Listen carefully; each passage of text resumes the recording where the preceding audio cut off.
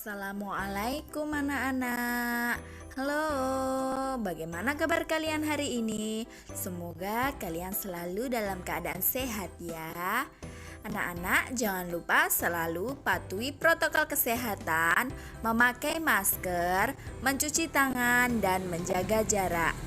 Sebelum memulai pembelajaran hari ini, mari kita berdoa terlebih dahulu. Berdoa mulai.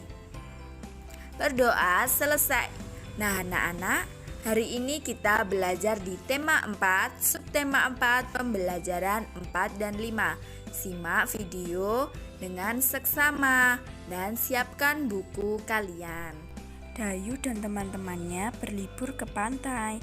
Di pantai ada berbagai tempat yang disediakan. Ada tempat parkir, warung, tempat duduk, WC umum, ruang ganti baju, dan yang lainnya.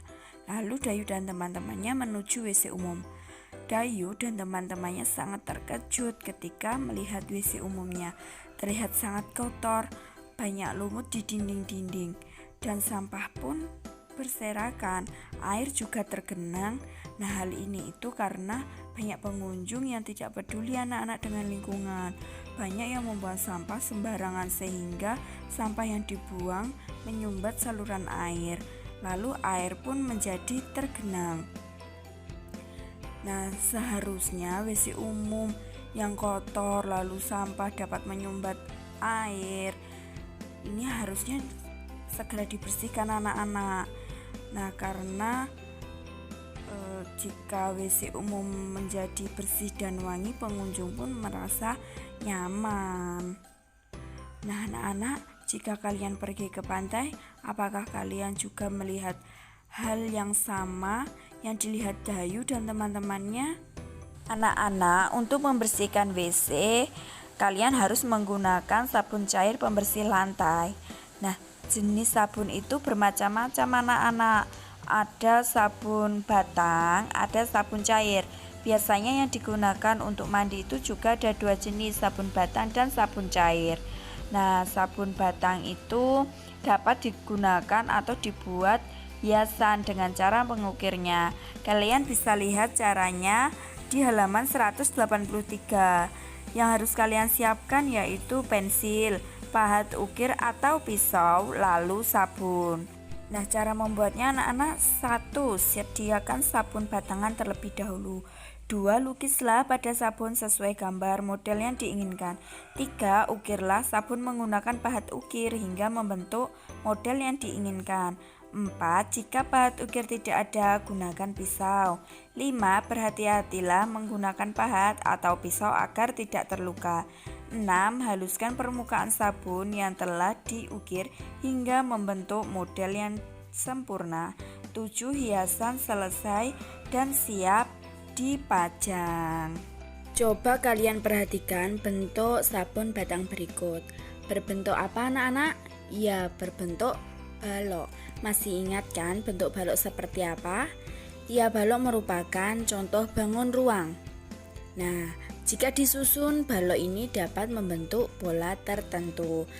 Perhatikan pola susunan balok berikut. Ada balok yang tidur atau horizontal, lalu vertikal, kemudian horizontal kembali atau tidur kembali, vertikal itu berdiri ya anak-anak posisinya, lalu horizontal atau tidur kembali, lalu vertikal. Nah, itu pola susunan balok. Kalian dapat mengerjakan latihan soal yang ada di buku tematik kalian halaman 185 dan 186 secara mandiri. Setelah Dayu berlibur ke pantai, Dayu membantu warga sekitar untuk bekerja bakti membersihkan taman di sekitar komplek.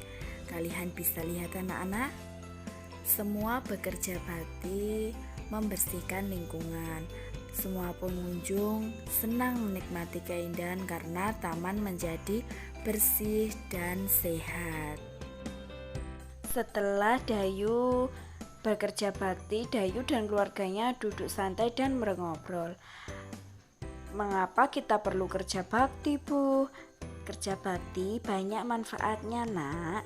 Dengan kerja bakti, pekerjaan akan cepat selesai. Kerja bakti juga contoh sikap mau hidup bersama dengan masyarakat. Kebersamaan merupakan wujud persatuan. Mengapa tempat sampah ini ada dua, Bu? Sampah ada dua macam, Nak. Ada sampah yang bisa didaur ulang, ada juga yang tidak bisa didaur ulang. Dengan adanya tempat sampah ini, warga tidak akan membuang sampah sembarangan. Lingkungan akan menjadi indah. Dari percakapan Dayu dan ibunya, dapat kita simpulkan anak-anak bahwa kita harus menjaga kebersihan dimanapun kita berada. Yuk anak-anak, kita bantu Dayu untuk menemukan kata pada tabel yang mempunyai makna. Nomor 1, suatu bentuk kegiatan bersama untuk menyelesaikan suatu pekerjaan apa? Iya, kerja bakti. Nomor 2, suatu proses untuk menjadikan barang bekas menjadi barang baru.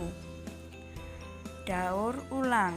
Nomor 3, pola perencanaan untuk sebuah kota dalam membangun. Tata kota. Anak-anak, kita harus bisa menjaga kebersihan taman kota karena banyak manfaatnya. Jika kita menjaga kebersihannya, taman kota dapat menjadi tempat bermain, berkumpul dengan anggota keluarga. Taman kota juga bisa dijadikan tempat rekreasi anak-anak. Bunga-bunga yang indah menjadi pemandangannya. Lalu udara juga menjadi bersih. Kita semua membutuhkan taman kota. Kebersihan taman kota harus selalu dijaga. Sampah tidak boleh ada yang berserakan anak-anak. Sampah harus dibuang ke tempat sampah. Kita tidak harus menunggu ada petugas kebersihan untuk membersihkan. Jika diperlukan sewaktu-waktu, kita harus melakukan kerja bakti. Tanaman yang ada di sekitar taman kota juga harus dijaga. Tanaman jangan dirusak ataupun diinjak dengan sengaja. Tanaman bisa layu dan mati. Sikap peduli lingkungan harus ditanamkan ya.